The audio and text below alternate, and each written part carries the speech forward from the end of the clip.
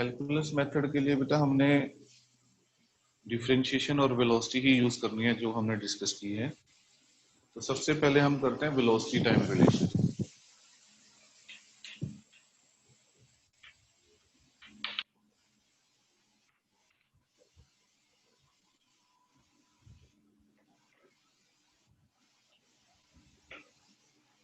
Velocity time relation के लिए means हमें v is equal to u plus at ही प्रूव करना है, राइट। तो उसके लिए मैं स्टार्ट करता हूँ एक्सेलरेशन से। एक्सेलरेशन किसके इक्वल होती है? dv upon dt। Over dt भी लिख सकता हूँ मैं, तो rate of change of velocity है, तो ये क्या बन गया dv over dt। And I can also right dv is equal to a dt. I can write, Yes, sir. right? Now I will take the limits at t is equal to 0. Velocity is equal to u. That is initial velocity. At t is equal to 2, t velocity is equal to v, right? Therefore, अगर मैं integration लेता हूँ दोनों तरफ, dv is equal to integration of a dt, right? तो क्या बना यहाँ पे अपने पास, ये initial velocity to final velocity 0 to t। ये ध्यान रखना बेटा, लिमिट्स सिर्फ वही लेनी है जिसका हम विद रिस्पेक्ट टू डिफरेंशिएशन ले रहे हैं यहाँ पे, राइट। तो अब हमारे पास ये क्या बना, v u to v is equal to a as it is t 0 to t। ये होती है फाइनल लिमिट, ये है इनिशियल लिमिट। तो इसको सोल्व करना है तो फाइनल माइनस इनिशियल करना पड़ता है, v minus u is equal to a t minus 0। ठीक है, तो क्या बनेगा अपने पास, v minus u is equal to a t, 80 और a is v equal is to equal e, और we can say v is equal to u plus u a plus t। 80। This is our first equation,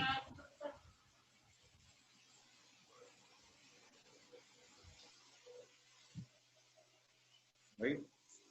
Now we will do the second equation, that is displacement time relation।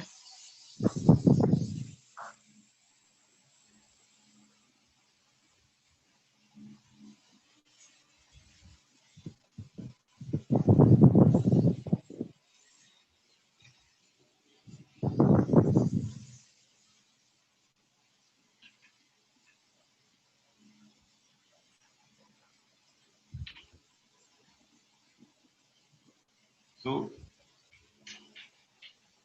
displacement time relation, so for that we will start with the velocity।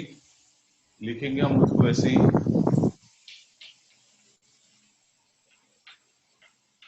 I can write velocity as a differentiation of displacement, right? अब क्या करना है, जो इस v में है, जो हमने पीछे इक्वेशन यूज की है, from equation v is equal to u plus a t, v की जगह पे हम क्या लिख सकते हैं फिर, u plus 80 हाँ u प्लस ए टी। क्या बचा अपने पास, u plus a t is equal to dv over dv upon dt। dt। It implies u plus a t into dt is equal to dv, dv right? Now same way we have to take the limits। Limits किसकी लेनी है, time की और position की। That means at t is equal to 0, x is 0, and at t is equal to t, position जो होगी वो x के इक्वल आ जाएगी। तो अब हम लिमिट्स लेंगे इसकी, dx integration 0 to x is equal to u plus at into dt integration 0 to t. Fine. Now what I have to do, इन दोनों को separately लिखना पड़ेगा मुझे. सबसे पहले 0 to x dx मैं सेपरेट कर रहा हूँ इसको. Integration 0 to t that is u dt plus integration 0 to t that is at dt. Okay sir. तो इंटीग्रेशन लूंगा तो मैं x इज इक्वल टू ये बन जाएगा u dt की इंटीग्रेशन t आ गई प्लस a बाहर आ गया था तो t की पावर 1 इसकी इंटीग्रेशन लेनी है तो क्या बनेगा 1 + 1 डिवाइडेड बाय 1 + 1 तो क्या बन गया t square by 2 t square by 2 right. यहाँ यस पे सर. क्या करो लिमिट x की जगह x ले लो तो ज्यादा इजी रहेगा. ये क्या बन गया x is equal to ut plus half at square. Right? So this is called displacement time relation. अब हमारा थर्ड रहेगा velocity displacement relation.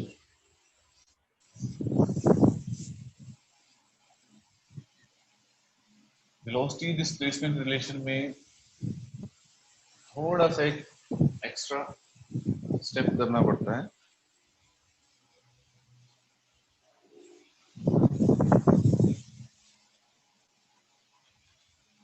Now we are going to prove velocity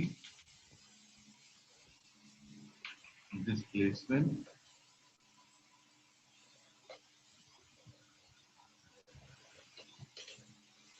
relation.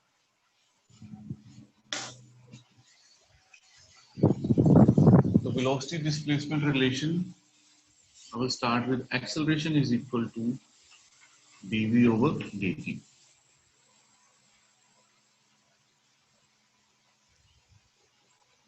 Right? Now what I will do, multiply by x and divide by dx. Sorry, multiply and divide by dx. I can do. There will be no effect.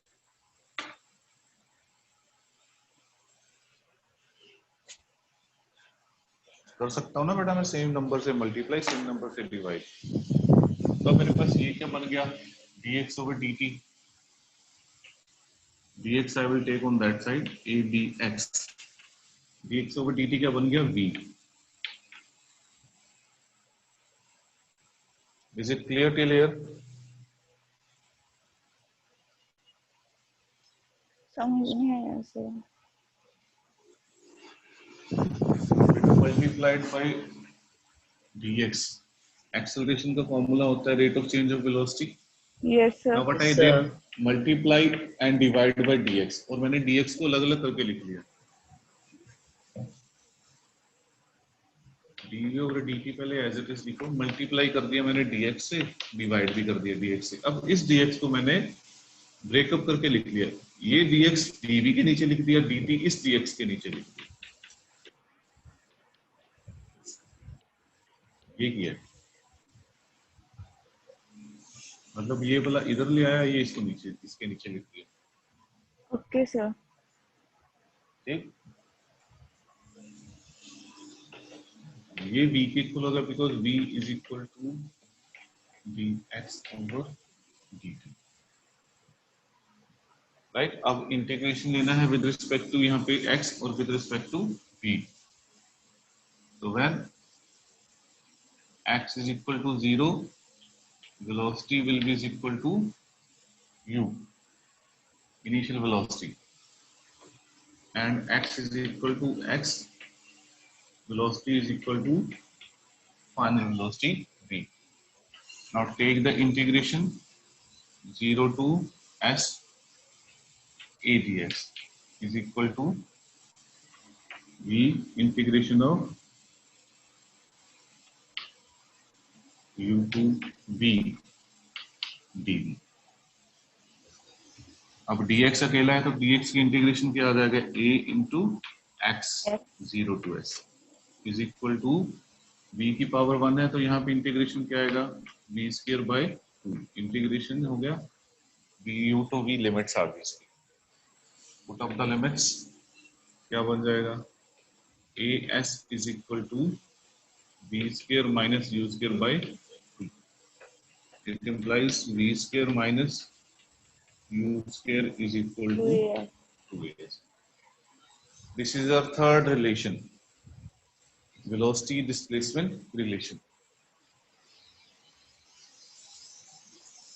Okay, Clear? sir. Okay, sir. Yes, sir. Clear.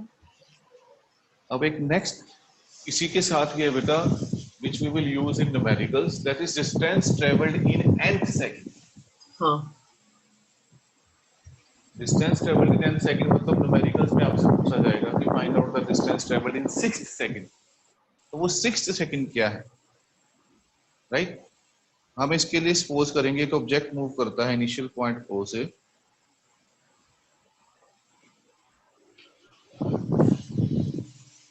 ये initial point है O, O से गया P,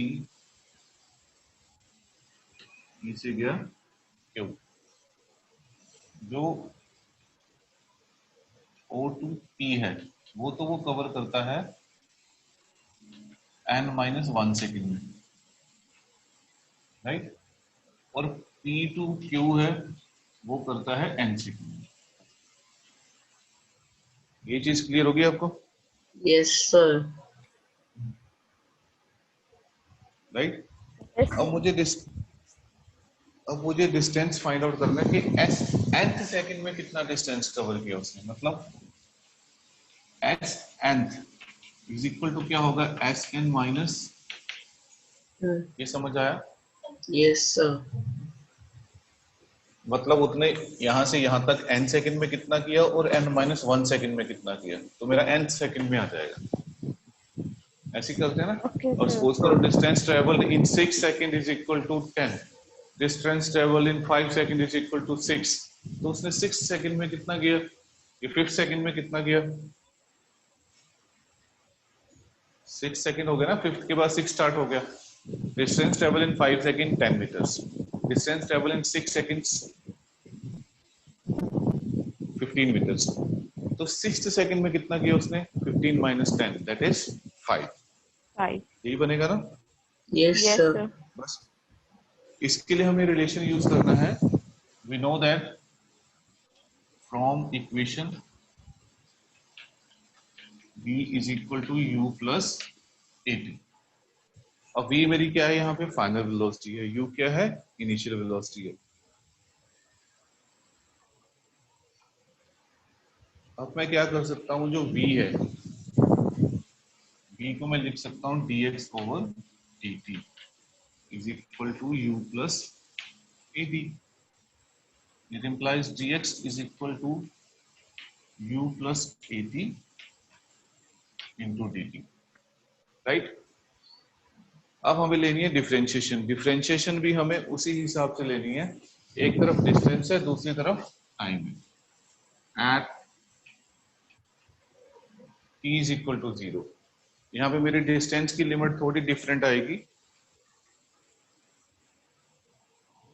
right, at t is equal to 0 के बजाय मैं n-1 लूंगा यहाँ पे, वहां पे डिस्टेंस क्या होगा, xn-1, हाँ sir. Right, at t is equal to n मेरा डिस्टेंस क्या होगा, SN. sn, right.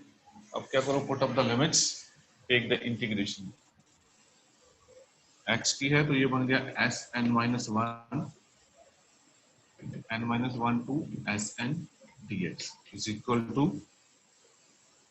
Integration, time है हमारे पास n-1 to n u plus at into dt, right? So in the next step it will become x Sn minus 1 Sn is equal to, I will separate it out, ut n minus 1 to n plus a t square by 2 n minus 1 to n.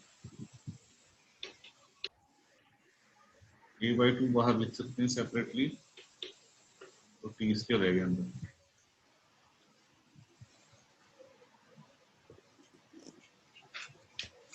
Now you have to put up the limits. क्या बनेगा मेरे पास यहाँ पे Sn minus Sn minus 1 is equal to u, I can take it out, then n minus of n minus 1. I am putting up the limits. Clear? Plus a by 2, t की जगह पे final limit put करो n square minus n minus 1 का square. यहाँ तक clear है? Yes. Yes, sir. Now we have to solve this. तो Sn minus 1 क्या हुआ? That is Sn second is equal to, when I will open this